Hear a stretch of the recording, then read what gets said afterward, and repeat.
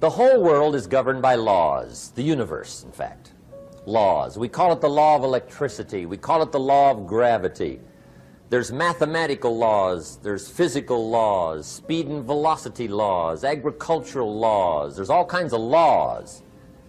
Now that we find ourselves on the spinning planet, you just have to learn what I call the setup. Learn the setup.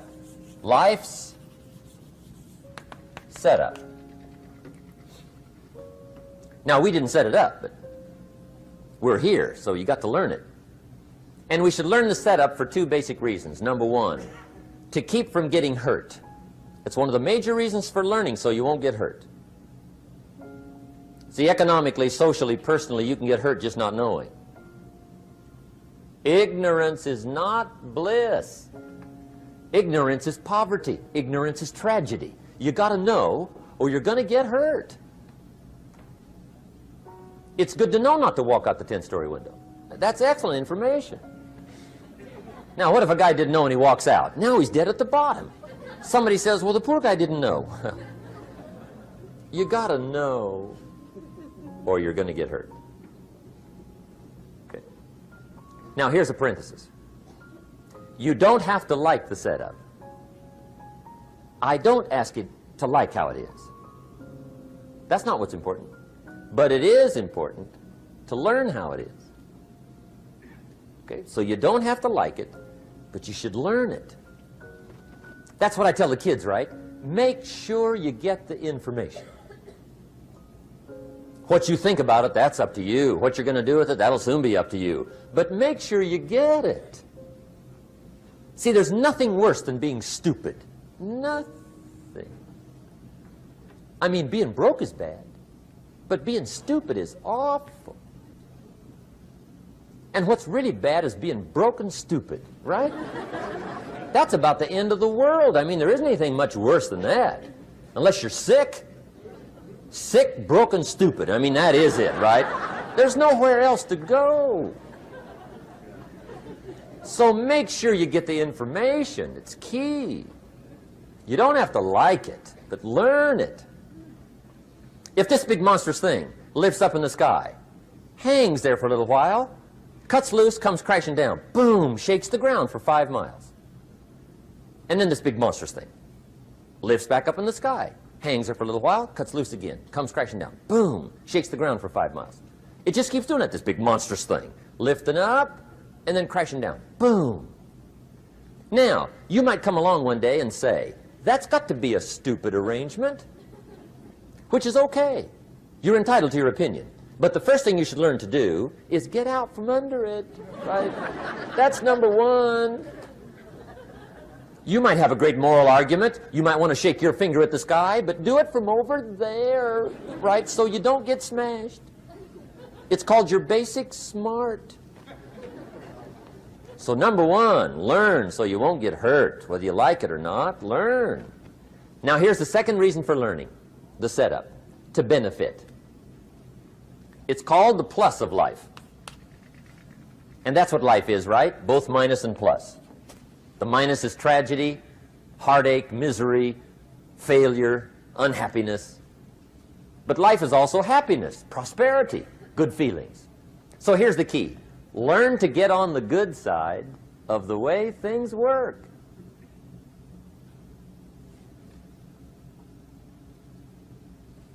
Now, here's two of the basic laws, and we'll take our break. Shof taught me these. They come from the Bible.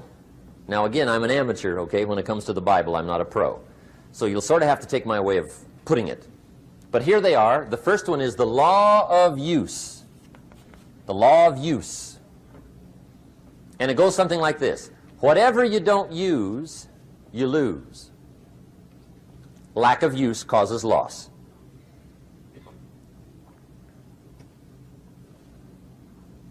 On this planet, maybe not the next one, but on this one, if you tie your arm to your body, leave it there long enough, you'll never use it again.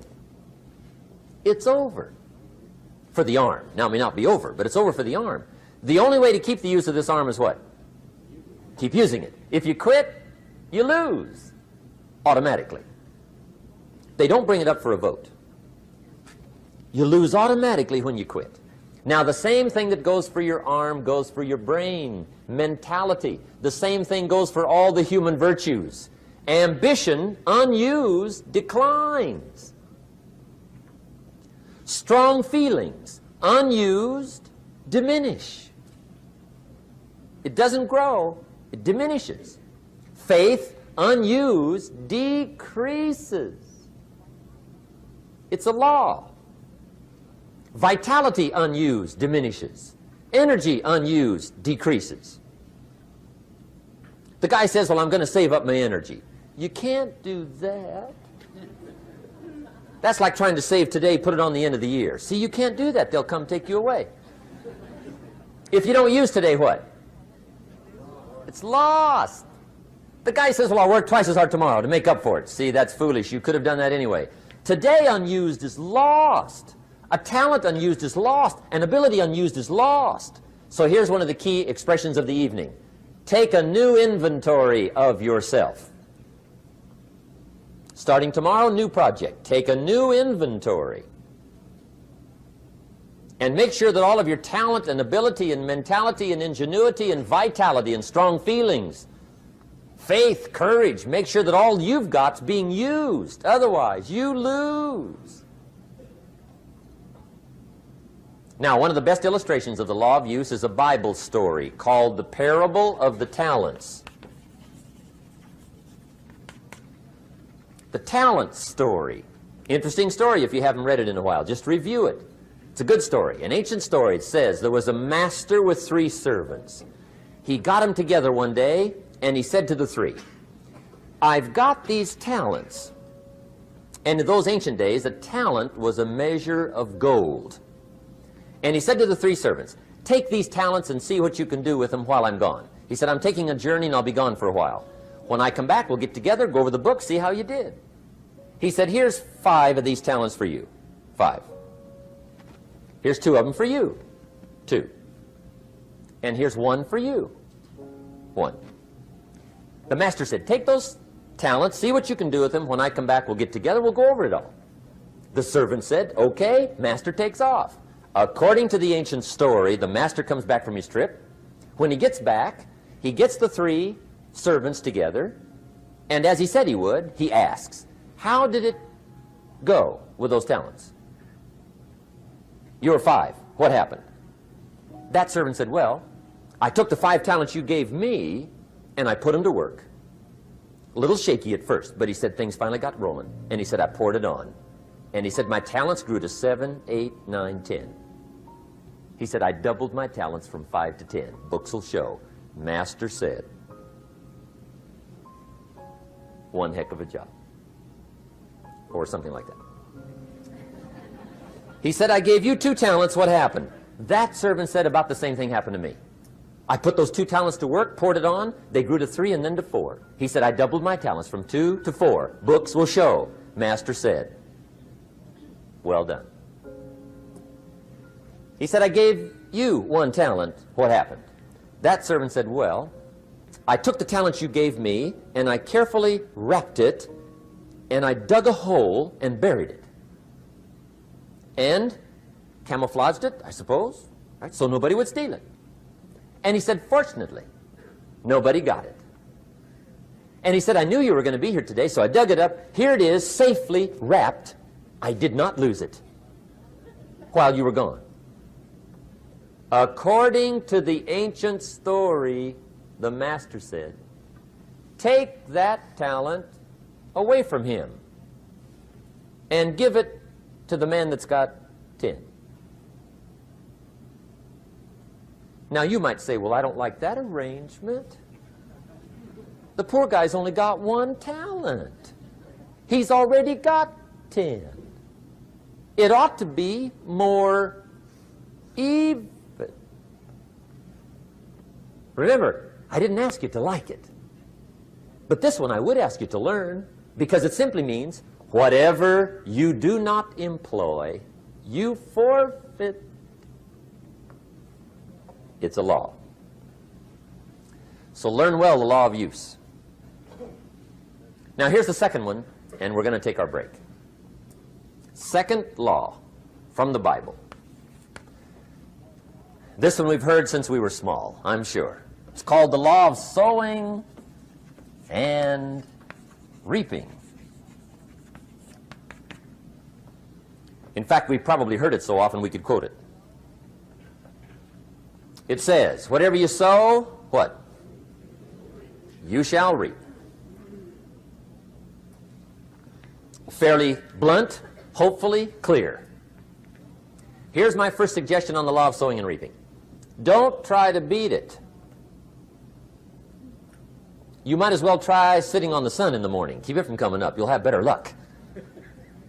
Whatever you sow, you reap. Now, for a fair share of my life, I'm a bit mixed up on how all this applies. Among a lot of things I was mixed up on. I knew I wasn't reaping too good. That I understood. My problem was I was confused about what was causing it. Remember me with the funny list? I thought those are the reasons why it isn't working out well. And then Mr. Schoaf gave me the clue that helped me figure it all out. He said, Mr. Rohn, I have another answer for you. There's another way to quote this law that'll show you where the problem is so you can go to work on it right away. All you need to know is where the problem is, then you can go to work on it. So he quoted me the law another way, and I found out what my problem was. Here's the way you quote the law. Whatever you reap is what you've sown. Now I knew what my problem was. Whatever you reap is what you've sown. If you don't like the crop, who do you look up? Answer, whoever planted it. And where do you find who planted your crop? Answer, in the mirror. What I finally learned to do come fall was to go to the mirror. That's where you go.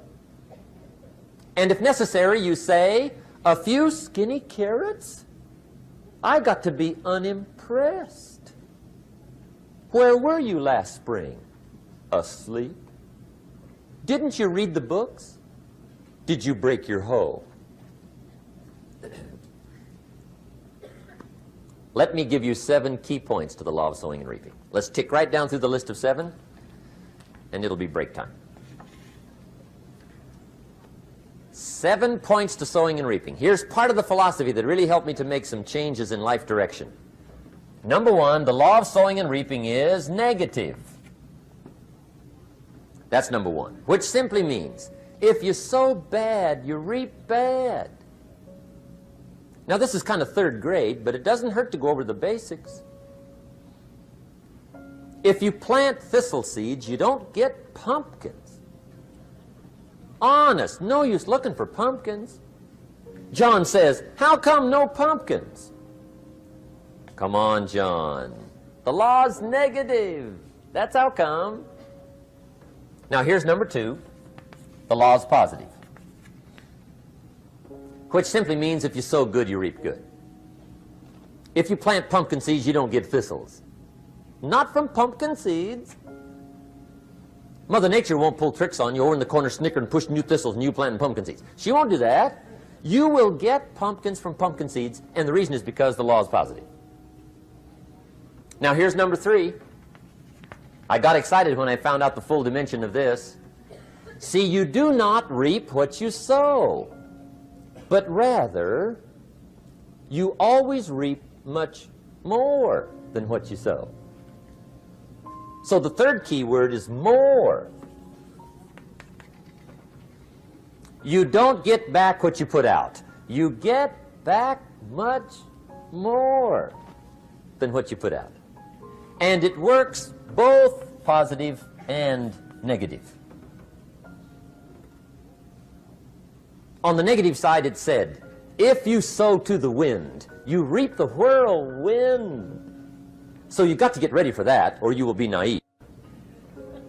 See, anybody can, whether you will or not. See, that's the question. And here's a good question to ask. We are all buying somebody's plan. The question is, whose? Who's got you talked into doing what you're doing? Who's got you talked into your present plan? See, 10 years from now, you will surely arrive. The question is, where? But see, anybody, if you want to, can go searching for a good plan, pick it, and start working it. And sure enough, as the time passes, as it surely will, 5 years from now, 10 years from now, then you'll be winding up wearing what you want to wear, driving what you want to drive, living where you want to live, become what you want to become. But now's the time to fix the next 10 years.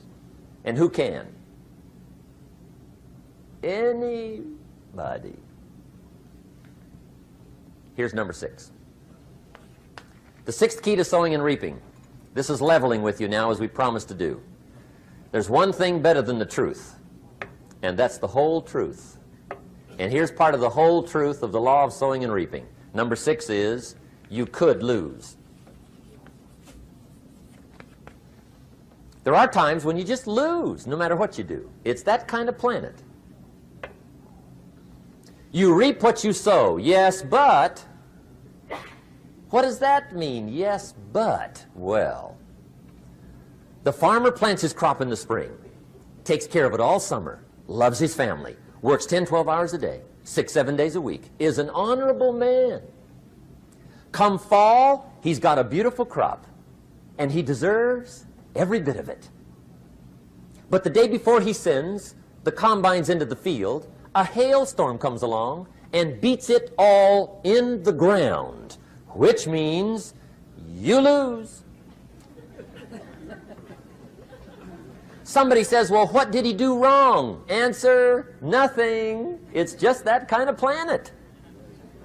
Sometimes it's going to hail on your crop and rain on your parade, so you got to get ready for that or you will be naive. That's just part of the life arrangement. And don't press me why. I was not in on some of the original decisions here, so I don't know how it got set up. But there's just times, sometimes you lose. That's part of life. But now here's number 7. The 7th key to sowing and reaping.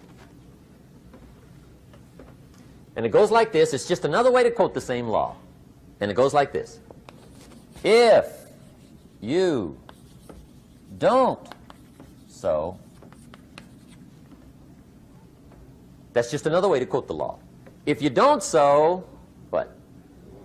You don't reap. You don't even have a chance.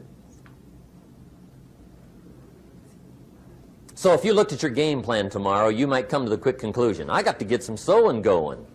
How true. Get you some sowing going. And remember, you've got plenty of time. You've got all the time there is. Some people spend enough TV time to make a fortune. The latest article on television watching in this country, according to the latest article, the average television is on in this country in every household 7 hours a day, called the Big 7. I asked a guy one time what his TV cost. He said about $450. I said, you forgot to look at the price tag.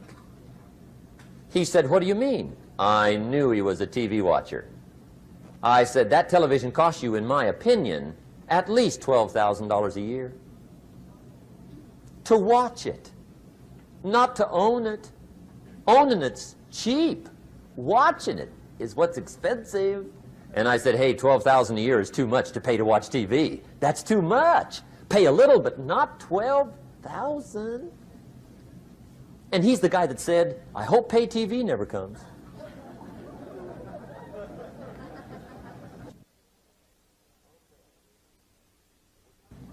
Okay. We're trying to cover an awful lot tonight, I realize that. But my time schedule is such that we just have to sort of give it all to you and let you sort the rest out. I wish we had plenty of time for questions and answers and that whole thing, but our time is just limited. But we are trying to go through an awful lot, I realize that. But looks like everybody's getting it. This is about the note-takingest crowd I've seen in a long time. Incredible. Does anybody have 5 pages yet? Anybody? Oh, fantastic. Incredible. Okay. Maybe you heard the story about the preacher down in Texas, southern part of the country.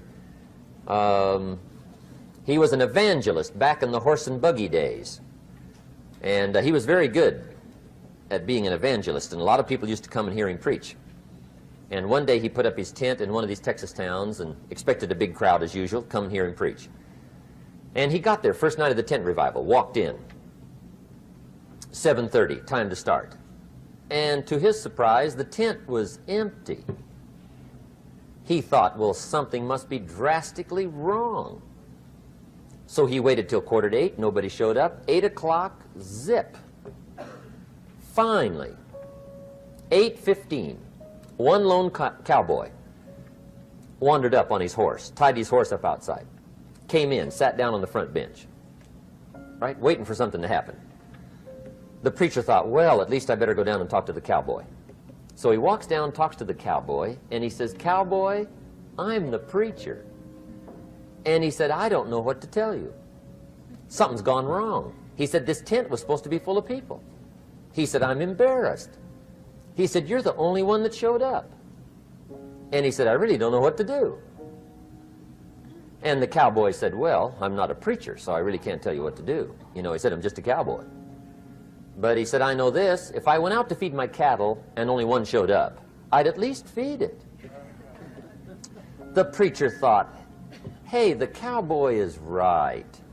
If you've got a good idea to share, you should share it, if there's 1 or 1,000. So he got kind of inspired by this conversation, and he jumped up on the platform and started to preach, as if the tent was full of people, just exploded.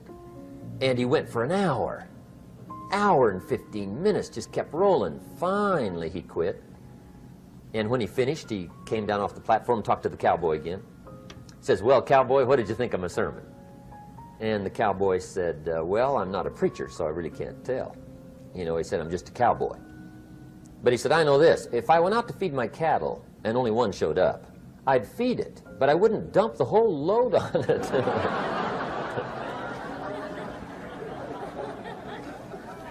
So anyway, if it seems like we're dumping the whole load tonight, I guess we are. But gosh, everybody's doing well. I'm having a good time. I appreciate the response here tonight.